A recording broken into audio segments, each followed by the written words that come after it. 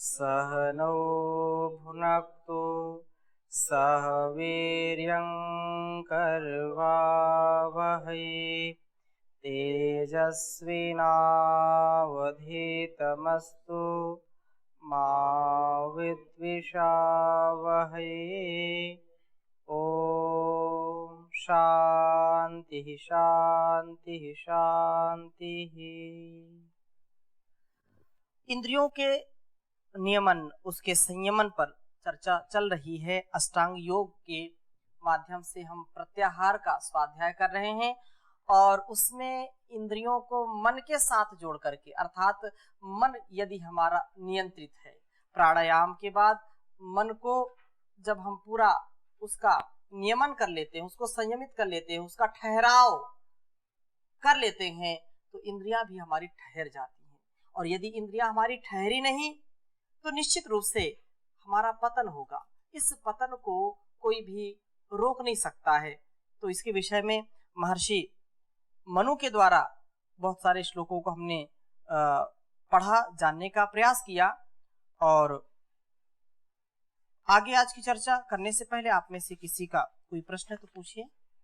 ओम स्वामी जी, जैसे इंद्रियां हैं, इनको कैसे कंट्रोल करें जी, इस पर बताएं। ये तो ठीक है, इंद्रियां कंट्रोल कर लें और निश्चित रूप से जो आपने बताया बहुत अच्छी बात है, लेकिन आज के परिवेश में उस एक एक इंद्री को कैसे व्यक्ति बस में करे, इस पर थोड़ा सा कुछ प्रकाश डालें ताकि दर्शकों को, सब लोगों को लाभ मिल सके। इसका कैसे उसको नियंत्रण करें। माना कि ज्ञान इसका कारण है, लेकिन उस ज्ञान को स्थापित कैसे करें, उसका क्या हो सकता है उपाय।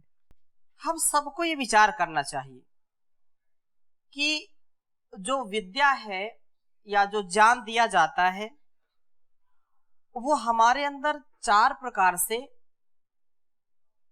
स्थापित होता है।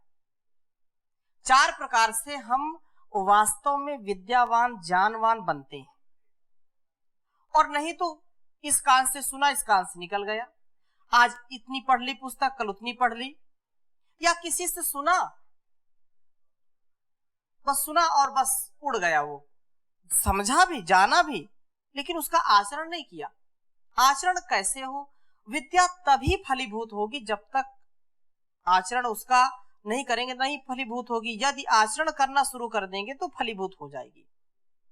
तो हम ये सभी हमारे अंदर इसका स्थापन कैसे हो कि भाई जितेंद्रीय बनना है, जितेंद्रीय बनना है। लेकिन पहले समझे तो जितेंद्रियता है क्या।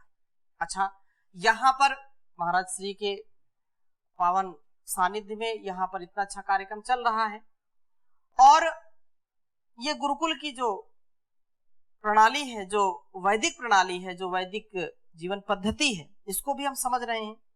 लेकिन केवल समझना, सुनना ही पर्याप्त नहीं है।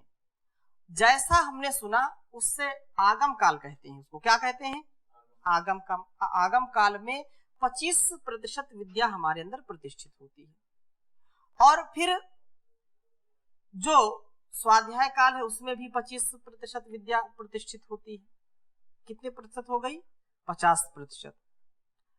फिर जो है प्रवचन कालीन, जैसा हमने सुना, इंद्रियों के विषय में हमने सुना और हमने उसका स्वाध्याय किया, उसका चिंतन मनन किया, तो वो विद्या हमारे अंदर 50% प्रतिष्ठित हो गई।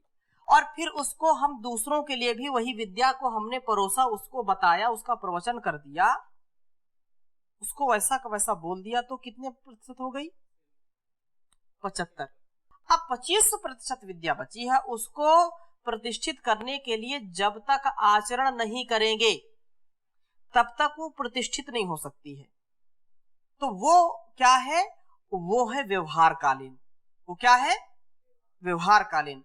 जो भी विद्या है जब तक हमारे व्यवहार में नहीं आएगी संभव नहीं है। अब मैंने थोड़ी सी भूमिका आपको बताई, अब इसको व्यवहार में कैसे लाएं ये महत्वपूर्ण है। उसके लिए जब से हम प्रभात में जगें तो संकल्प के साथ जगें। जैसे हमने वैदिक जीवन पद्धति कक्षाएं आरंभ की, वहां जागरण से धर्म की चर्चा की, फिर जागरण से शुरू किया।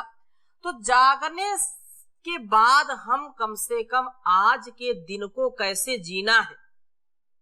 आज एक पल के लिए भी मेरे अंदर की जो कमी है या मेरे अंदर की जो कमजोरी है उसको मैं दबा के रखूंगा, उसके पीछे मैं नहीं जाऊंगा, मैं नहीं बहूंगा। ये इंद्रिय जो भी इंद्रिय, हर व्यक्ति की हर इंद्रिय कमजोर नहीं है, अर्थात उसके प्रति उसकी आसक्ति नहीं, लेकिन जिस इंद्रिय में किसी व्यक्ति को माना रूप बहुत पसंद है, किसी को रस बहुत पसंद है, किसी को जो है शब्द पसंद है और उसी में वो पूरा दिन लगा रहता है, उसी में उसकी आसक्ति रहती है, रूप रस गंध आदि में। तो किसी को बिना देखे किसी को चैन नहीं मिलता कि जब तक 4 बार उसको देखे ना या 4 बार उससे बात ना करे, उसकी आवाज ना सुने, या किसी चीज को जब तक वो ग्रहण ना करे, खाए ना या पिए ना, तो उसका मन नहीं लगेगा। लेकिन उसको सुबह ही प्रभात में ही जागने के बाद संकल्प लेना चाहिए कि मुझको आज इससे बचना है, ये आज एक दिन मेरा एक जीवन के बराबर है। और उसमें भी और विभाग कर ले वो कि 1 घंटे मुझको बिल्कुल संयम में रहना है, 1 घंटे मेरी इंद्रियां मेरे वश में रहेंगी, 1-1 घंटे से फिर 1-1 दिन, 1-1 दिन से 1-1 सप्ताह, 1-1 सप्ताह से 1-1 महीने, 1-1 महीने से 1-1 वर्ष, ऐसे संकल्प से व्यक्ति आगे बढ़ेगा। और उसको लगता है 1 घंटा भी बहुत है, जो बहुत चंचल वृत्ति वाले हैं तो उनको कम से कम 1 मिनट तो अच्छे से रहना चाहिए, फिर 1 से 5 मिनट, 5 से 10 मिनट, 15 मिनट। कुछ लोग 1 मिनट भी शांति से नहीं बैठ पाते, उनके अंदर कुविचार आते रहते हैं, जो उनके कुसंस्कार हैं वो उनको बार बार डिस्टर्ब करते रहते हैं। तो हम टारगेट के साथ चलें, एक लक्ष्य के साथ चलें, तो ही इन इंद्रियों को हम काबू में ला सकते हैं। मेरे सामने कोई आहार रखा है, लेकिन मुझको आज मैंने संकल्प लिया है कि मैं रसना के बहाव में नहीं बहूंगा। मैंने संकल्प किया है कि जो मेरे लिए हितकारी वही खाऊंगा। मैंने संकल्प किया है कि मेरे कान में यदि बुरे शब्द पड़ गए तो भी मैं क्रोध नहीं करूंगा, उन शब्दों पर ध्यान नहीं दूंगा। मैं आज संकल्प किया मैंने कि आज मैं किसी भी प्रकार से किसी को नहीं सताऊंगा। मैंने आज संकल्प किया है कि मेरी कमजोरियां हैं वो आज दोहराऊंगा नहीं। तो ऐसे अपने धीरे धीरे संकल्पों को हम दोहराते जाएं और अपनी इंद्रियों को वश में करते जाएं। एक सामान्य व्यक्ति भी कर सकता है, इसमें कोई बड़ी बात नहीं है। और उसके साथ साथ जो चर्चाएं हम करते ही रहते हैं, तो उसका स्वाध्याय भी होना चाहिए, उसका मनन चिंतन भी होना चाहिए, जैसा गुरुजन बताते हैं उसके प्रति भी उसका आदर होना चाहिए, वेद आदि शास्त्रों के प्रति उसका आदर होना चाहिए। वेद आदि शास्त्र नहीं समझता, नहीं जानता है, तो जो उसके कल्याण के लिए बातें बताई जाती हैं, बड़ों से जो सुनता है, तो उस पर उसको पूरी श्रद्धा होनी चाहिए। अच्छे लोगों की संगति करे। वो एक भजन आप सुनते हैं, सारे रोगों की दवा है। संगत कर अच्छे लोगों की, दवा मिल जाएगी सभी रोगों की। क्रोध खुद काया में दफन कर ले, मुक्ति का प्यारे तू जतन कर ले। रोज थोड़ा थोड़ा प्रभु का भजन कर ले, रोज थोड़ा थोड़ा हरि का भजन कर ले। प्रभु को भजे तो प्रभुमय हो जाएगा, भक्ति से आत्मा का मैल छूट जाएगा। आत्मा के साथ साथ मन कर ले, जीवन को अपने चमन कर ले। रोज थोड़ा थोड़ा प्रभु का भजन कर ले, रोज थोड़ा थोड़ा हरि का भजन कर ले। तो ऐसे जीवन को हम अच्छा बना सकते हैं।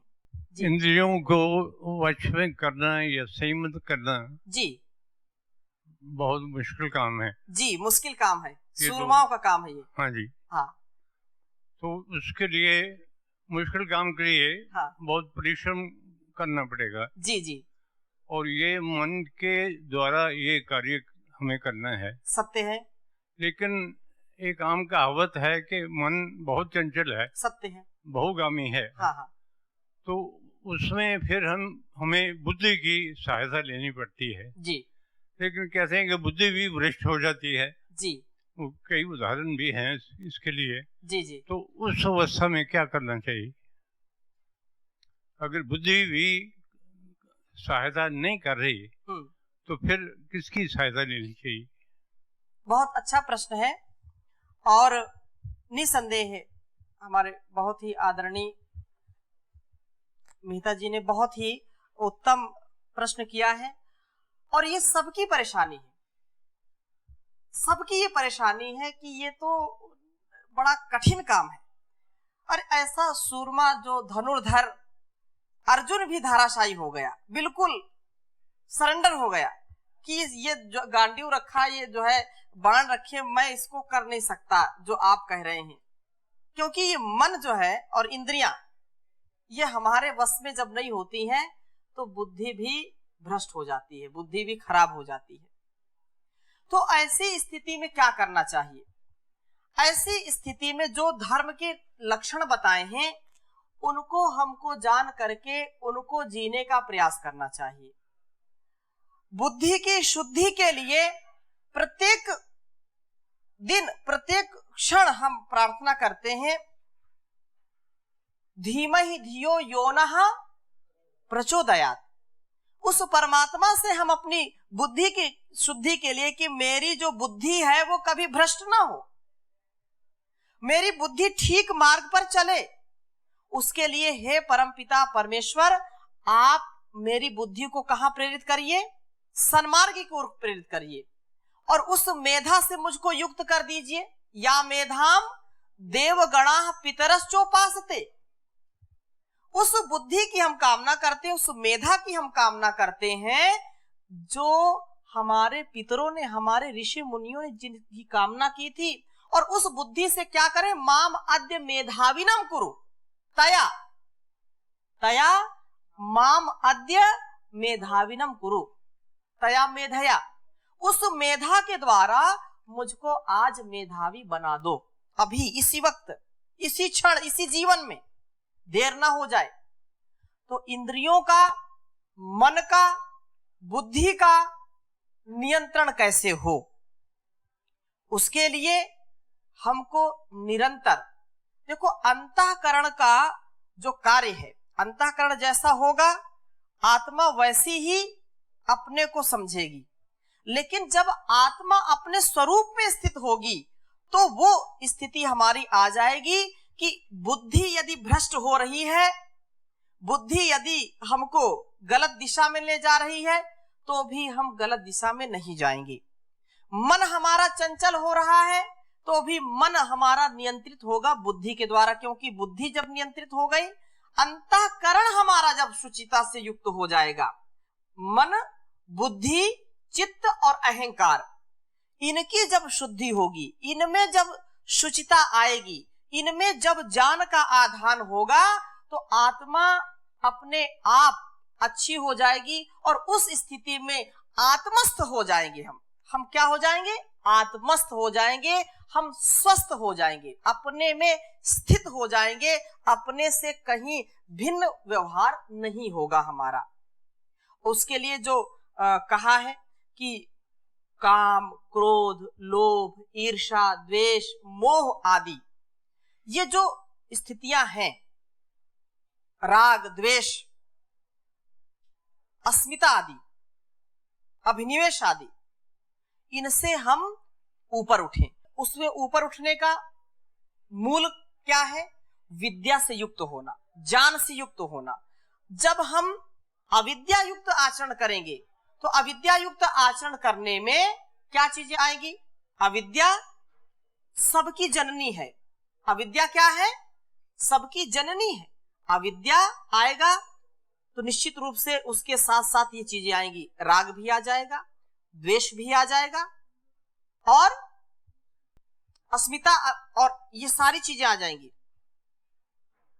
इसलिए हमको जीवन में अपने ज्ञान के स्तर को ऊपर उठा करके उस परमात्मा के प्रति पूरा समर्पण करके कभी भी एक क्षण के लिए भी इंद्रियों को इनके पास फटकने ना दें। इसके लिए संघर्ष तो करना पड़ेगा, पुरुषार्थ करना पड़ेगा। इसके लिए आपको निरंतर जागरूक रहना पड़ेगा, एक एक क्षण क्षण अपना विश्लेषण करना पड़ेगा कि मैं इस समय क्या विचार कर रहा हूं, क्या मेरी स्थिति है। अपनी स्थिति को, अपने स्वास्थ्य को खराब ना होने देना, अपने आप में स्थित रहना, तब जाकर के हमारी बुद्धि भी ठीक रहेगी, भ्रष्ट नहीं होगी, हमारा मन भी नियंत्रित रहेगा, हमारी इंद्रियां भी नियंत्रित रहेंगी। लेकिन पुनः इस बात को दोहराना चाहूंगा, ये इतना सरल नहीं है कि शब्दों से बोल दिया और वो हो गया। बड़ा कठिन है, क्योंकि चारों ओर विषय हैं, चारों ओर लुटेरे बैठे हुए हैं और एक क्षण आंख जो है झपकी, एक जो है हमारी जरा सी लापरवाही, एक क्षण की लापरवाही हमारे विनाश को न्योता दे सकती है। तो इसलिए हमको निरंतर इसका ज्ञान विज्ञान का अपने अंदर आधान करना चाहिए और अच्छे लोगों की संगति में रहना चाहिए, स्वाध्याय करना चाहिए, आत्मनिरीक्षण करना चाहिए। इससे धीरे धीरे व्यक्ति की आत्मा जब अपने आप में स्थित होगी, तदा दृष्टु स्वरूपे अवस्थानम की जो स्थिति है वो चित्त वृत्तियों के निरोध के बाद ही होगी। और चित्त वृत्तियों का निरोध कब होगा? जब अविद्या आदि क्लेश नष्ट होंगे हमारे। ठीक है, आलम्बन भी तो स्वामी जी है ना, अगर आलम्बन ना आए, भी आलम्बन आए, आलम्बन ना आए ऐसा आप कह नहीं सकते। हाँ, जैसे जो चीज हमारे सामने नहीं है तो वो हमारे उस चित्त पटल पर नहीं आएगी, और उसके अलावा हम दूसरी जगह हमारा चित्त को, दूसरी जगह मन को लगाए हुए कार्य में, जैसे हम यहाँ स्वाध्याय कर रहे हैं आपके साथ, तो मन में अगर स्वाध्याय में पूरे एकाग्र हैं तो दूसरे विषय नहीं आएंगे जी। तो उससे हम कम से कम जो आलम्बन नहीं है, तो इसके लिए ये कहना चाहेंगे कि पहले व्यक्ति को आलम्बन हटानी चाहिए। यही बात तो है ना कि अपने इंद्रियों को, चित्तवृत्तियों को संयमित रखे।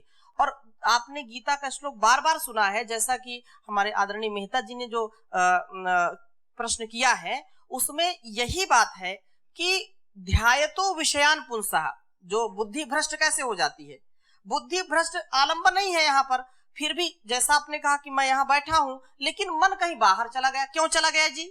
इसलिए चला गया क्योंकि उस विषय में आसक्ति है, उस विषय में कहीं ना कहीं थोड़ी सी राग की स्थिति है, इसलिए यहाँ बैठे यहाँ है, प्रेजेंट यहाँ है, लेकिन माइंड वहां चला गया है।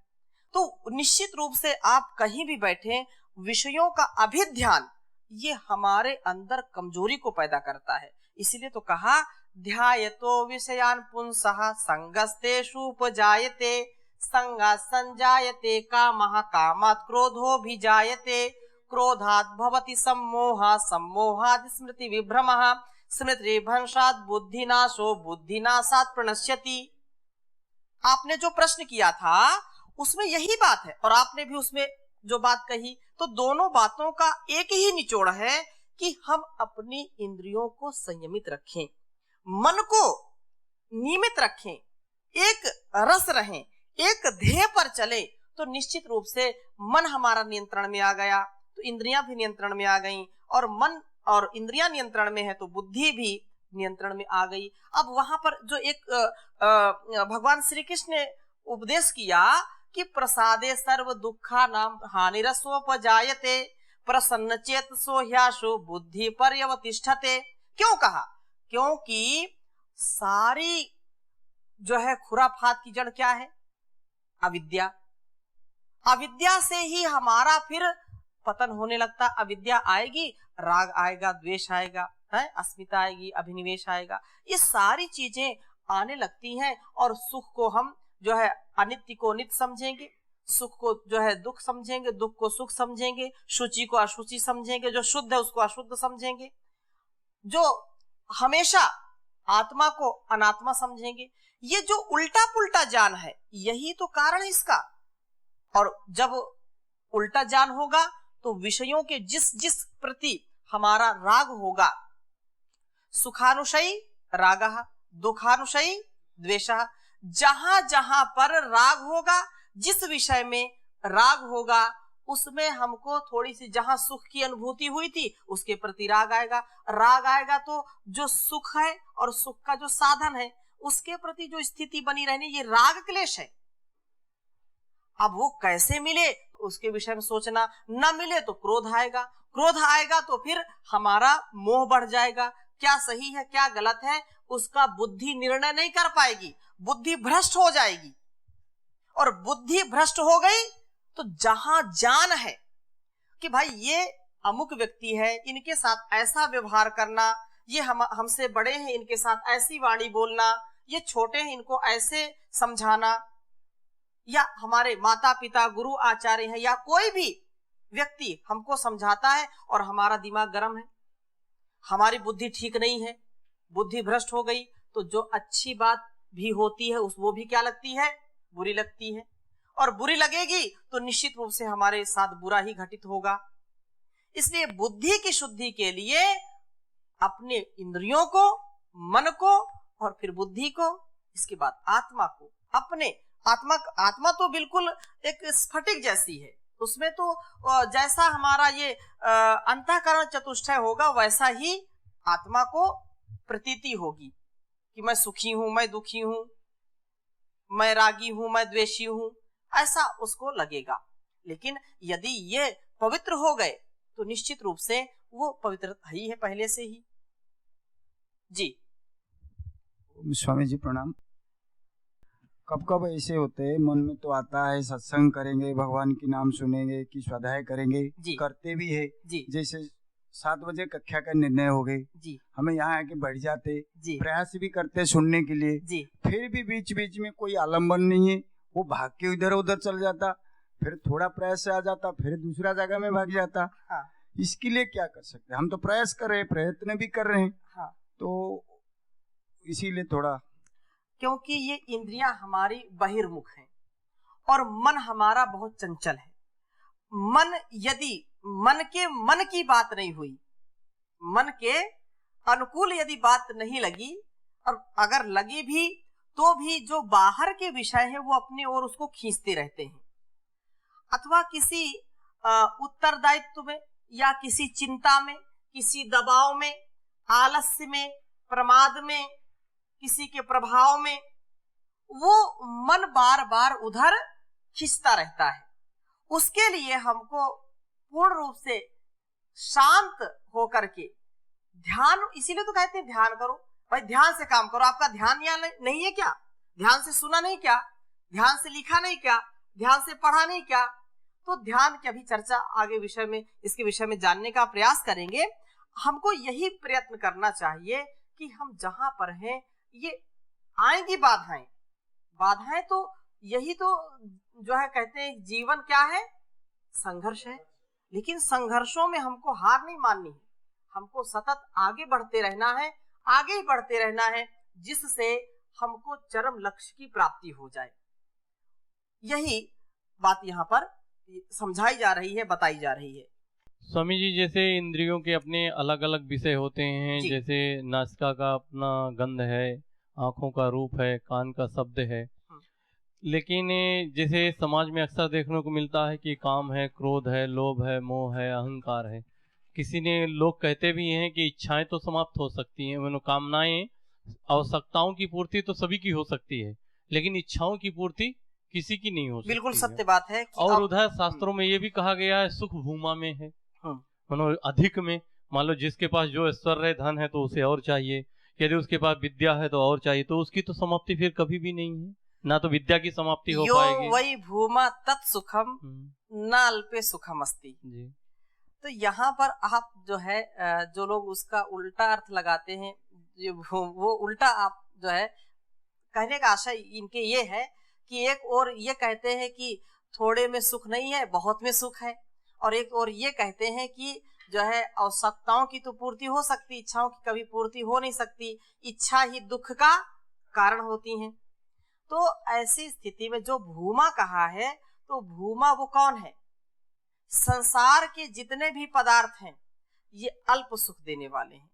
किसी भी विषय को ले लीजिए आप, किसी भी विषय को, कितनी भी संपत्ति आ जाए, अच्छा जिसके पास 1000 है, जिसके पास 100 है, वो क्या चाहता है? 1000 चाहता है। 1000 मिल गए तो क्या चाहिए उसको? लाख चाहिए। लाख मिल गया तो क्या चाहिए? करोड़ चाहिए। और करोड़ मिल गए तो अरब चाहिए। अरब मिल गए तो खरब चाहिए। खरब मिल गए तो महाकरब। शंख चाहिए, महाशंख चाहिए, नील चाहिए, मतलब संख्या उसकी बढ़ती जाएगी। जो 100 रुपए वाला व्यक्ति है वो सोचता है कि भूमा क्या है उसके लिए? 1000 है। 1000 है ना, अरे 1000 हो गया। 1000 वाला सोचता करोड़ हो जाए, लखपति हो जाए। वो खाकपति भी जो है चाहता है कि बड़ा बने, लेकिन सुख क्या अरब खरब पति के पास है क्या? यदि सुख की बात करें तो वो चाहता, उसको दिखाई पड़ता है कि और उससे बड़ा जो है। और जो सबसे दुनिया का अमीर व्यक्ति है, सारी सुख सुविधाएं उसके पास है, उसके पास भी दुख है। वो भी चाहता है कि मुझको इससे बड़ा मिले। लेकिन यहां जो कहा कि यो वै भूमा तत्सुखम न अल्पे सुखम अस्ति, कि इस सांसारिक सुख में अल्प ही सुख मिलने वाला है। चाहे कितनी भी धन की, संपदा की, या जो भी भौतिक सुख सुविधाएं हैं, उनकी उपस्थिति हमारे पास हो, उनको हम प्राप्त कर लें, लेकिन वो अल्प ही सुख देंगी, क्योंकि ये भौतिक सुख हमारे लिए नहीं है। ये तो जीवन में हम इसकी प्राप्ति करें ताकि सारे ज्ञान विज्ञान से, सुख सुविधाओं से हमारे जीवन में और हमारे जगत में जो है सौहार्द हो, इसको हम प्राप्त करके सुख शांति को प्राप्त करें। लेकिन जो आनंद की स्थिति है, जो सच्चे सुख की स्थिति है, वो परम पिता परमेश्वर में है। और परम पिता परमेश्वर सब सुखों का मूल है, सारे सुखों का क्या है? मूल है। इसलिए ये छोटे छोटे में सुख नहीं मिलता, ये धन में सुख नहीं, ऐश्वर्य जो संसार का है वो परम पिता परमेश्वर में है, इसलिए उसको ईश्वर बोलते हैं। यदि परम ऐश्वर्य वो इंद्र है, और उसको भगवान बोलते हैं, भग ऐश्वर्य, उसको जो है ईश्वर बोलते हैं। ईश्वर इसीलिए बोलते हैं कि ईश ऐश्वर्य, जो ईशा है वह सबका सुख का मूल है। वो उस भूमा के हम शरण की ओर बढ़े, उसके स्नेह की ओर बढ़े। तो आज की कक्षा में यहीं तक, शेष चर्चा अगली कक्षा में करेंगे। ओम शांति शांति शांति।